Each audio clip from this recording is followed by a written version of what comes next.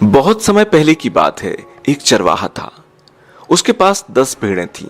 वो रोज उन्हें चराने जाता और शाम को बाड़े में डाल देता। सब कुछ ठीक चल रहा था कि एक सुबह जब चरवाहा भेड़ें निकाल रहा था, तब उसने देखा कि बाड़े से एक भेड़ गायब है। चरवाहा इधर उधर देखने लगा। बाड़ा कहीं से टूटा नहीं था और कटीले तारों की वजह से इस बात की कोई संभावना न थी कि बाहर से कोई जंगली जानवर अंदर आया हो और भीड़ को उठा ले गया हो। इस तरह की कोई आशंका न देख उसने चारों तरफ देखा और फिर अपने काम में लग गया। चरवाहा बाकी बची भीड़ों की तरफ भी घूमा और पूछा, क्या तुम लोगों को पता है यहां से एक भीड़ गायब हो गई? कैसे हुई? क्या रात में यहां कुछ हुआ था? सभी भीड़ों ने ना में सिर हिला दिया। उस दिन भीड़ों को चराने के बाद चरवाहे ने हमेशा की तरह भीड़ों को बाड़े में डाल दिया। अगली सुबह जब वो आया तो उसकी आंखें आश्चर्य से खुली रह गईं। आज भी एक भीड़ गायब थी और अब सिर्फ 8 भीड़ें बची थीं। इस बार भी चरवाहे को कुछ समझ नहीं आया। भीड़ें गायब कहां हो रही हैं? बाकी बची भीड़ों से पूछने पर कुछ पता ही नहीं चलता। ऐसा लगातार होने लगा और रोज रात में एक भीड़ गायब हो जाती। फिर एक दिन ऐसा भी आया कि बाड़े में बस 2 ही भीड़ें बची।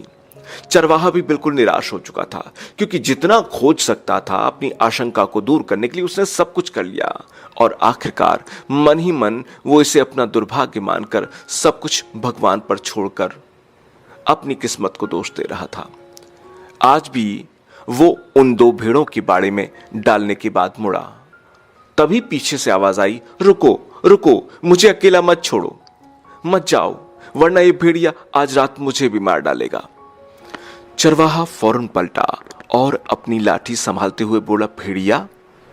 कहां है भेड़िया? भेड़ इशारा करते हुए बोली, ये जो आपके सामने खड़ा है, दरअसल ये भेड़ नहीं, भेड़ की खाल में भेड़िया है।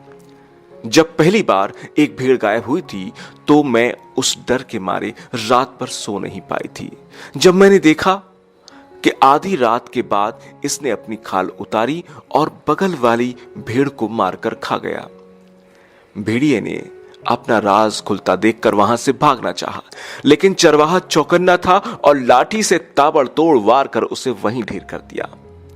चरवाहा पूरी कहानी समझ चुका था और वो क्रोध से लाल हो उठा था।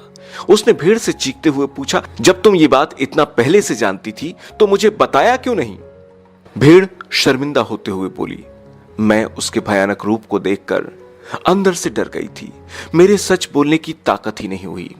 मैंने सोचा कि शायद 1-2 भेड़ खाने के बाद ये अपने आप यहां से चला जाएगा, पर बात बढ़ते बढ़ते मेरी जान पर आ गई और अब अपनी जान बचाने का मेरे पास एक ही चारा था, हिम्मत करके सच बोलना। इसलिए आज मैंने आपको सब कुछ बता दिया। चरवाहा बोला, तुमने ये कैसे सोच लिया कि 1-2 भेड़ों को मारने के बाद वो भेड़िया यहां से चला जाएगा? भेड़िया तो भेड़िया होता है, वो अपनी प्रकृति नहीं बदल सकता। जरा सोचो, तुम्हारी चुप्पी ने कितने निर्दोष भेड़ों की जान ले ली है। अगर तुमने पहले ही सच बोलने की हिम्मत दिखाई होती तो आज सब कुछ कितना अच्छा होता। दोस्तों, जिंदगी में कई ऐसे मौके आते हैं जहां हमारी थोड़ी सी हिम्मत एक बड़ा फर्क डाल सकती है, पर उस भेड़ की तरह हम में से ज्यादातर लोग तब तक चुप्पी मारकर बैठे रहते हैं जब तक मुसीबत अपने सर पर नहीं आ जाती।